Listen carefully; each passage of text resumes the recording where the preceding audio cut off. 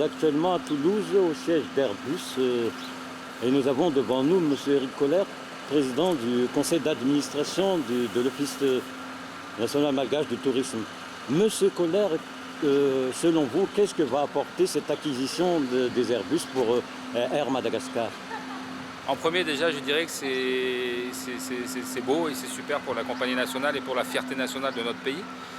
Premièrement. Deuxièmement, nous allons revoir des avions avec écrit Air Madagascar, bien sûr, ici en Europe. Donc ça, c'est très bon pour tout le monde, pour le pays et pour le secteur du tourisme en particulier.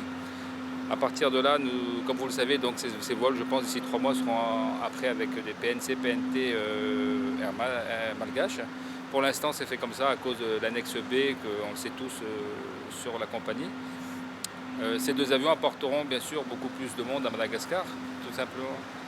Et la fierté aussi de voir bien sûr Air Madagascar ici en Europe, comme je le disais tout à l'heure. Bon, brièvement, pour votre mandat là, qui vient de débuter, quels sont les grands travaux en priorité concernant le tourisme?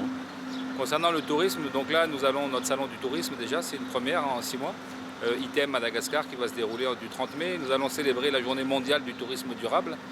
Nous avons aussi en parallèle, juste après le salon, la formation des directeurs exécutifs des offices régionaux. Et aussi, bien sûr, un très grand volet qui nous tient à cœur, la formation professionnelle dans le secteur du tourisme, hôtellerie, restauration et au niveau des guidages, très important pour Madagascar. L'apport des Airbus, je l'espère, fera venir beaucoup de monde à Madagascar, encore plus. Mais ne mettons pas la charrue avant les bœufs, il faut aussi de la formation avant tout.